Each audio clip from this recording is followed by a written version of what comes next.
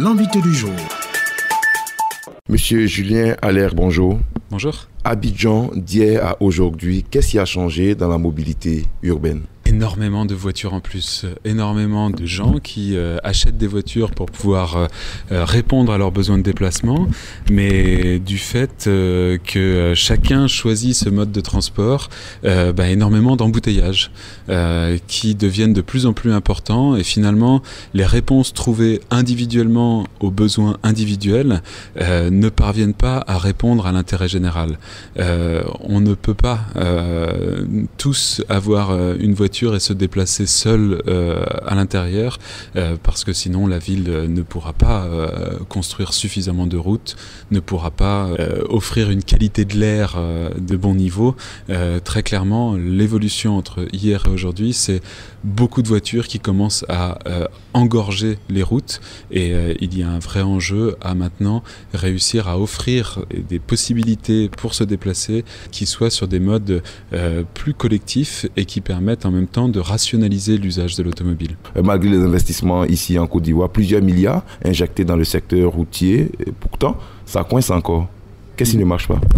Alors en effet, il y a une règle en économie des transports qui dit que toute infrastructure nouvelle a vocation à être saturée. En fait, construire une nouvelle infrastructure, bien souvent, c'est repousser le problème plus loin dans le temps ou plus loin dans l'espace. C'est-à-dire qu'on peut avoir un nouveau pont qui va résoudre un problème qui était constaté jusqu'à présent, mais en fait, on se rend compte que les embouteillages, ils apparaissent un petit peu plus loin, ou bien 2 ans après, la situation s'empire. Donc en fait, un des enjeux, c'est vraiment de réussir à trouver des solutions qui ne soient pas orientées uniquement sur le transport routier.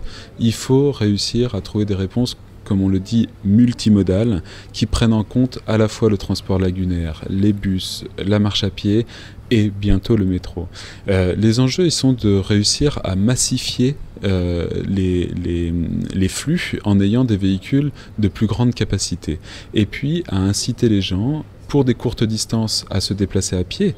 Alors tout le monde va dire, oui, mais encore faut-il qu'il y ait des trottoirs, encore faut-il qu'il y ait une sécurité pour les piétons. Et ça, c'est une des choses les plus importantes. Et puis ensuite, c'est de développer des systèmes de transport collectif qui consomment beaucoup moins d'espace que les systèmes de transport individuels, c'est-à-dire la voiture, et que de fait, on parvienne ainsi à avoir finalement la possibilité de choisir son mode de transport.